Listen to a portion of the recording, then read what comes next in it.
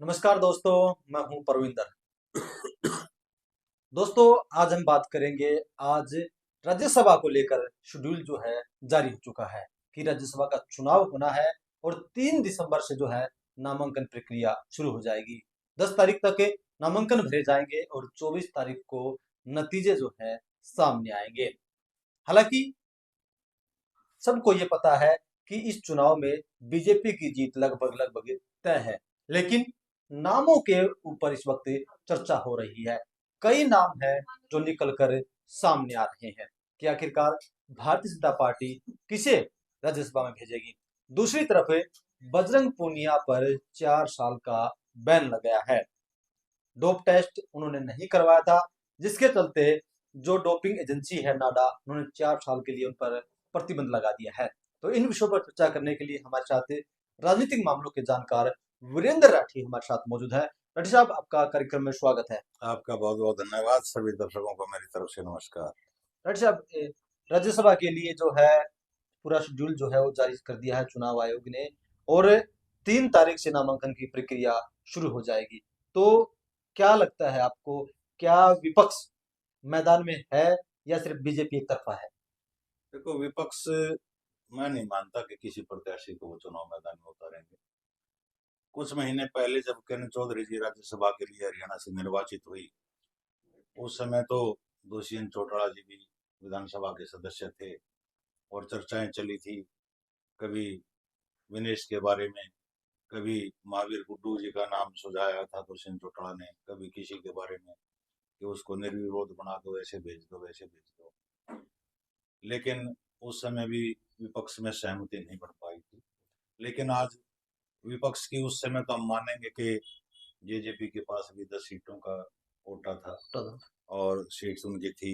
एक प्रभा सिंह चौटाला जी भी थे, कहीं गोपाल कांडा की भी पार्टी थी, कहीं पार्टी का नामकरण एक तरह से बलराज कुंडू ने भी अपनी पार्टी का नाम रख रखा था।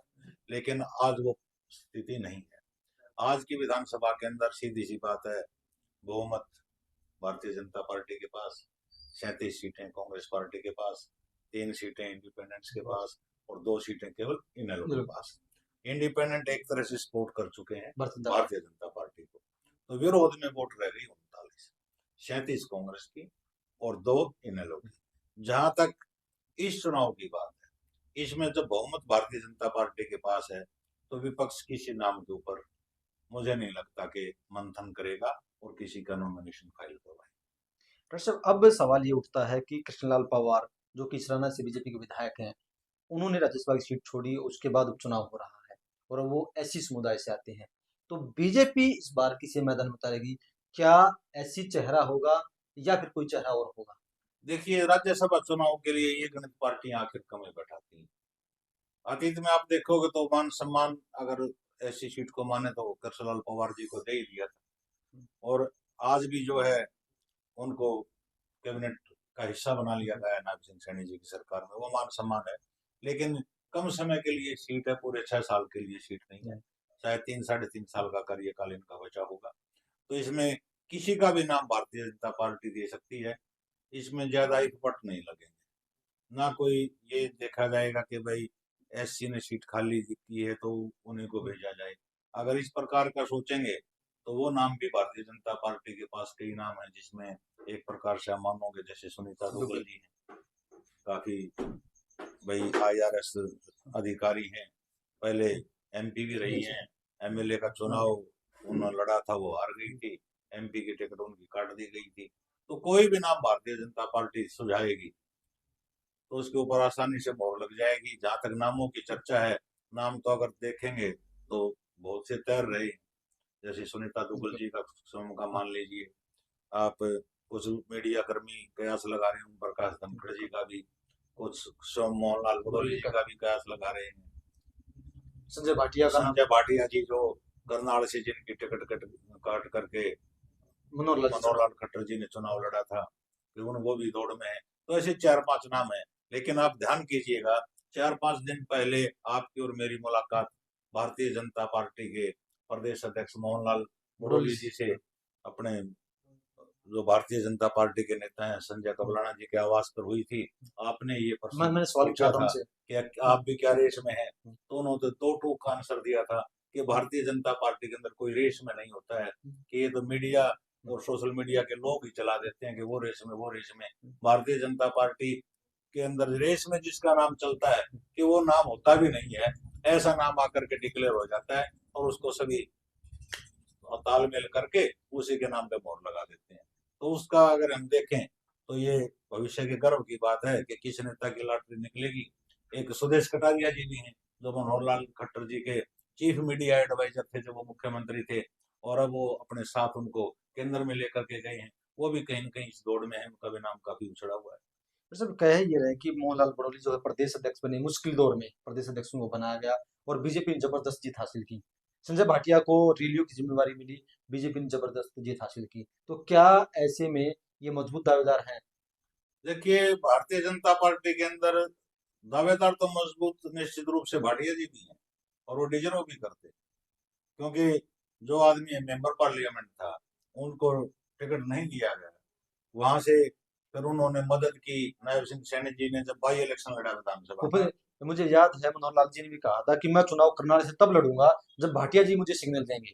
जी, तो इतना त्याग जिस आदमी ने दिखाया है, तो कहीं न कहीं राजनीति में राजनेता कुछ तो ऐसे होते हैं कि जो मौका मिलते ही टंगड़ी मार जाएं और आगे बढ़ जाएं। लेकिन भारतीय जनता पार्टी में इस प्रकार का सिस्टम ज्यादा नहीं है। भारतीय जनता पार्टी में कुछ सिस्टम वर्तमान जो दौर चला हुआ ये है कि जो आदमी जिस आदमी के काम आता है ना, त्याग दिखाता है, कहीं न कहीं उसको पार्टी महत्व जरूर देती है।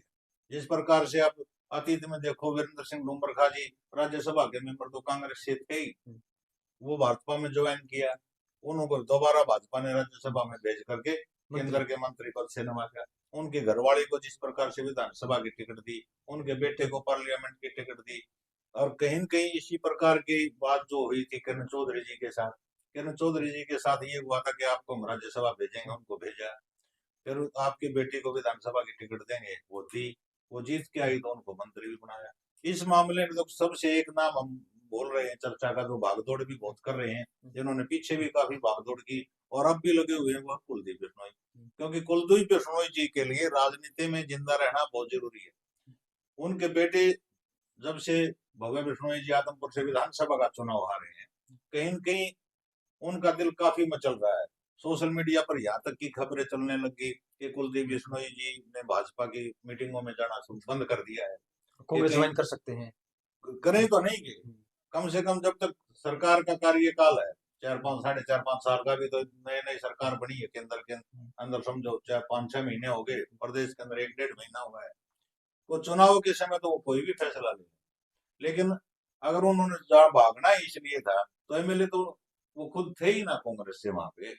एमएलए से रिजाइन करके अपने बेटे को तो चुनाव लड़ा है बाई इलेक्शन में, तो एमएलए के लिए इस चीज के लिए वो भागेंगे तो ऐसी गलती तो मैं मानता हूँ नहीं करेंगे। लेकिन उनका एक सपना जरूर है कि आज बेटा चुनाव हार गया तो वो लड़ाई, अगर बेटा चुनाव जीतता तो वो लड़ाई लड़ते बेटे के लिए मंत्री कैबिनेट में मंत्री पद के लिए, कि कैबिनेट मंत्री बनाओ, बगैर जीते बनाए कैसे।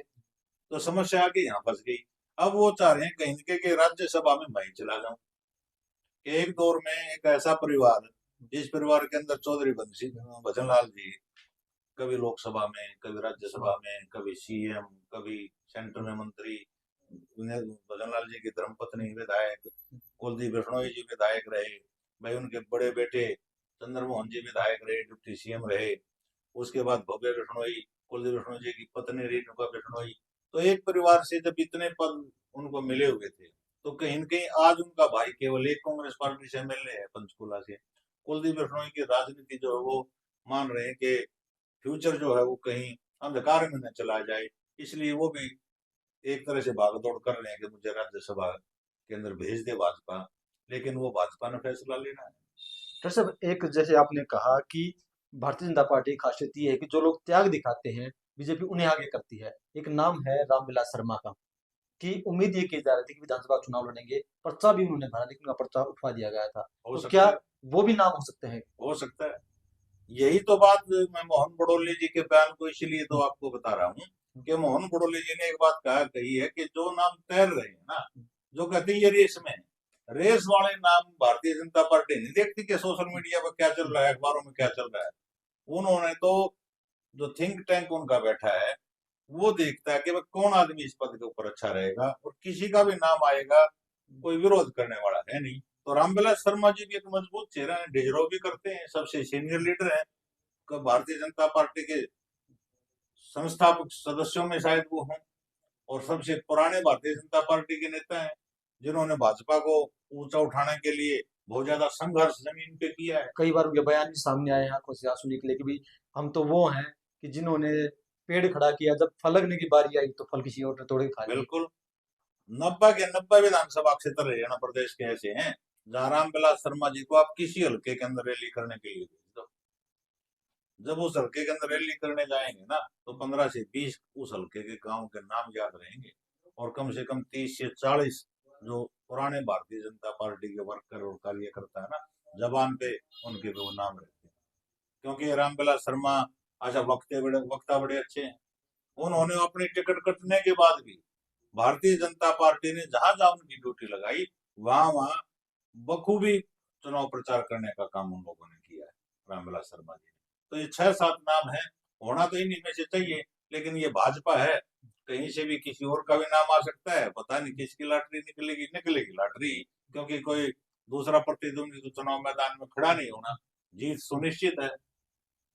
तो क्या इस बार जो पर्ची निकलेगी, क्या वो नायब सैनी निकालेंगे या मनोहर लाल जी निकालेंगे या केंद्र से वो पर्ची बनकर आएगी?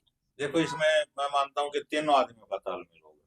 केंद्र की तो अहम भूमिका रहेगी रहेगी, निसंदेह, उसको दरकिनार नहीं किया जा सकता। मनोहर लाल खट्टर जी की भी भूमिका रहेगी, और वर्तमान चीफ मिनिस्टर नायब सिंह सैनी जी की भी भूमिका रहेगी। कहीं कहीं इनके तालमेल से और इनकी सहमति से राज्यसभा के उम्मीदवार का नाम भारतीय जनता पार्टी फाइनल करेगी, नाम किसी का भी। तो क्या ये भी मान सकते हैं कि जो इन दो का करीबी होगा, नायब सैनी का और मनोहर लाल का जो करीबी व्यक्ति होगा, क्या वही जाएगा राज्यसभा? देखो, स्टेट से तो फीडबैक स्टेट लीडरशिप से तो लेती है सेंट्रल लीडरशिप। कहीं न कहीं अमित शाह जी या नरेंद्र मोदी जी या जेपी नड्डा जी कोई सलाह मशवरा करेंगे तो किससे करेंगे? मनोहर लाल खट्टर जी से करेंगे, प्रदेश अध्यक्ष मोहनलाल बडोली जी से करेंगे, या फिर सीएम नायब सिंह सैनी जी से करेंगे। इन्हीं से सलाह मशवरा करके कोई नाम फाइनल होगा। फिर सब दूसरी तरफ बड़ी खबर आज ये भी है कि जो है 4 साल के लिए बजरंग पुनिया पर बैन लगा दिया है। डोपिंग टेस्ट करने से उन्होंने मना कर दिया था। अब वो कह रहे हैं कि ये सारा का सारा खेल जो है बीजेपी का है। आपको क्या लगता है? देखिए, पहले तो एक अलग बात थी जब इन्होंने कांग्रेस पार्टी ज्वाइन नहीं की थी, विनेश ने और बजरंग पुनिया। बजरंग पूनिया। आम जनता भी सहमति रखती थी। आज वो है राजनीतिक आदमी। आज उसको खिलाड़ी की नजर से ना देखा जाए, एक पॉलिटिशियन की नजर से देखा जाए। पद भी है उनके पास कांग्रेस का। कांग्रेस पार्टी का उनके पास पद भी है। जब वो राजनीति में आ गए और राजनीतिक पद उन्होंने ले लिया, तो अब ये मत बात हो कि मेरे को इस वजह से मेरे ऊपर बैन कर दिया गया कि मैं कांग्रेस में हूँ और भाजपा की सरकार है। अगर ये चीज आपने करनी थी, अपने खेल को जारी रखना था, तो भाई 3-4 साल तक और राजनीति से दूर रहते। इस मामले में डोप टेस्ट की एक प्रक्रिया है। भाई, डोप टेस्ट किसी भी खिलाड़ी का, जो हमारा सिस्टम है खेल का, जो नाडा एजेंसी है, डोपिंग एजेंसी वो नाडा, करती है। वो कर सकती है। ये उसको ये मना करता है, ये इससे भी बड़ा हो गया क्या? क्या वहां भी हर जगह राजनीति चलेगी क्या? कि आपका कांटा लग जाए, जहरीला मच्छर आपको काट ले तो कटवा दिया बीजेपी ने। ये बहानेबाजी लंबे समय तक चलने वाली नहीं है। बजरंग पूनिया जी को थोड़ी सी अपने दिमाग को बड़ा करना पड़ेगा। जिस प्रकार के आइकॉन वो देश के स्टार खिलाड़ी के रूप में उभरे थे, अपनी उसी इमेज को अगर बरकरार रखना है तो उन्होंने डोप टेस्ट में क्या जाता, जब उन्होंने कुछ खा पी नहीं रखा गलत, तो दवा उन्होंने नहीं ले रखी गलत, तो अपना करवाओ, अपने आप दूध का दूध पानी का पानी हो जाएगा। इस प्रकार के लांछन केवल राजनीतिक रूप से इस मुद्दे को कैश करना, मैं नहीं मानता ये उचित है। दरअसल उन्होंने 2 सवाल उठाए। उन्होंने एक तो ये कहा कि जो किट लेके आए थे कि वो एक्सपायरी डेट की थी, और दूसरा वो कह रहे हैं कि ये सारा का सारा खेल जब हुआ जब उन्होंने दिल्ली जंतर मंतर से उन्होंने आंदोलन शुरू किया। तो सारी चीजों को डोप इससे जोड़, टेस्ट पहले ही हुआ था या अब हुआ है? ये मार्च की बात है। सब कह रहे हैं कि जब वो किट लेके आए थे उस टाइम पे तो वो तो उस किट टाइम एक्सपायर। किट लेके आए थे, अपनी तरफ से जांच तो आप करवाते, या आप ये अपील करते नहीं किट लेकर के हो? अब तो एक तरह से खेल से बाहर तो बजरंग पुनिया जी अपने आप ही हो गए। जब पॉलिटिकल पार्टी खेलने के लिए वो तैयार हो गए, सदस्यता पार्टी की ले ली, पार्टी का पद ले लिया, इस विधानसभा चुनाव में टिकट भी मांग रहे थे बादल विधानसभा क्षेत्र से, लेकिन विनेश फोगाट को टिकट मिलने के कारण उनको नहीं मिल पाई। जब आप राजनीति में आ गए तो पूर्ण रूप से राजनीति करो और राजनीतिक मुद्दों को उठाओ। जो ये प्रक्रिया थी उसके ऊपर जो बैन लगा है, मान लिया आज वो बैन उनके ऊपर ना लगता तो आज कुश्ती को चुनते बजरंग पूनिया जी या राजनीति को चुनते, ये प्रश्न तो बजरंग पूनिया जी से किया जाना चाहिए। वैसे मैं आपसे ये जानना चाहूंगा कि जिस तरीके से जो खिलाड़ी हैं आजकल या और भी कोई लोग हैं जो राजनीति में आ रहे हैं, खेल से राजनीति में आ रहे हैं, तो क्या वो खेल को बदनाम कर रहे हैं या फिर कहीं ना कहीं उनकी मंशा कुछ और है? देखिए, कुछ चुनिंदे आदमी होते हैं जो हर फील्ड में सक्सेस होते हैं। फिल्मी सितारे राजनीति में आते हैं, कौन फिल्मी सितारा कामयाब? एक सुनील दत्त जी का नाम बड़े अदब से लिया जाता कि वो गंभीर थे इस चीज को लेकर के। अमिताभ बच्चन जी 1984 के अंदर मेंबर पार्लियामेंट बने थे, बीच से रिजाइन करके चले गए थे। उन्होंने जयप्रदा जी आई, रेखा जी को मनोनीत किया गया, सचिन तेंदुलकर जी को किया गया राज्यसभा के लिए। इनका रिकॉर्ड निकाल करके देखिए कि कितनी हाजिरी इनकी पाई है। अभी तुरंत का उदाहरण विनेश फोगाट जी को ले लीजिए कि पहला ही सेशन विधानसभा के सत्र के अंदर भाग तक नहीं लिया। दूसरे आप और खिलाड़ियों को देखोगे, पिछली सरकार में खेल मंत्री बनाए गए थे हॉकी खिलाड़ी संदीप सिंह, बड़ी इज्जत थी देश के अंदर, लेकिन जिस प्रकार के आरोप उनके ऊपर लगे सभी कहीं न कहीं धूमिल हुई है। तो जिस आदमी का जो क्षेत्र होता है उसी क्षेत्र के अंदर अपना उल्लेखनीय योगदान अगर कोई आदमी देता है तो वो अच्छा है। इस चीज में आप दो नाम आपके सामने रखता हूँ। एक नाम तो सुरेंद्र शर्मा, बड़े हास्य कवि हैं देश के। उन्होंने कहा कि राजीव जी ने भी मेरे को ऑफर किया था कि आप एमपी का चुनाव लड़ो, मैंने मना किया। अटल बिहारी वाजपेयी जी ने भी मेरे को ऑफर किया था, मैंने चुनाव नहीं लड़ा। और एक बहुत बड़े कवि हैं, अभी मेरे दिमाग में उनका नाम नहीं आ रहा, हरिओम पवार जी। हरिओम पवार जी को भी मोदी जी ने ऑफर किया था, जो पहली सरकार मोदी जी की देश के अंदर बनी थी उस चुनाव के अंदर, क्या आप आइए लोकसभा का चुनाव लड़िए। और बड़ा अच्छे सलीके से उन्होंने मना किया था कि मैं जिस फील्ड में हूँ कि उसी फील्ड में मेरे को रहने दिया जाए। बल्कि उनकी तो कविता की दो पंक्तियां बड़ी फेमस हुई थी कि मेरे दर से खाली लोटे, राजनीति के उड़न खटोले, दुनिया में इतना धन कहाँ है जो मेरी खुददारी तोले। ये इसी बात के ऊपर उन्होंने कहा था कि राजनीति की टिकटें मेरे सामने लोग हाथ जोड़कर दुनिया मांगने जाती है और मैं मना करने वालों में था, और मेरे सामने लोकसभा की टिकट थी। कि उनको पता है कि जिस दिन आप राजनीति में आ जाओगे तो कभी हृदय आपका समाप्त हो जाएगा। यही खिलाड़ियों के साथ है। जब खिलाड़ी खेल के लिए समर्पित रहता है, उसमें उसने अपना सर्वोच्च दिया है, जितनी ताकत उसके अंदर थी, देश का गौरव बढ़ाया, मान सम्मान बढ़ाया, तो उसी विधान है, उसी प्लेटफॉर्म पर आगे और लोगों को तैयार की। राजनीति एक माध्यम नहीं है सेवा का, ठीक है माध्यम है, लेकिन ये अलग प्रकार का माध्यम। आप इसमें आओगे तो उस चीज से दूर हट जाओ। लेकिन बहुत से आदमी, गरले आदमी इस प्रकार की सफलता पाते। तो चलिए, तो कहीं ना कहीं जो जिस तरीके के आरोप जो है बजरंग पूनिया लगा रहे हैं, उसमें ये साफ बात देखने को मिल रही है कि ये आरोप जो है राजनीति से प्रेरित आरोप है, क्योंकि वो खुद कांग्रेस में है और कांग्रेस का पद भी उनके पास है। और फिर अगर वो ऐसी बातें कर रहे हैं तो सीधा सीधा मतलब है कि वो अपनी पार्टी को फायदा पहुंचा रहे हैं। दूसरी तरफ ये देखना दिलचस्प होगा कि आखिरकार इस बार बीजेपी किसे राज्यसभा भेजेगी और विपक्ष का कोई उम्मीदवार इस बार लग नहीं रहा है। इन तमाम विषयों पर चर्चा करने के लिए ऋषभ आपका बहुत बहुत धन्यवाद। बहुत बहुत शुक्रिया।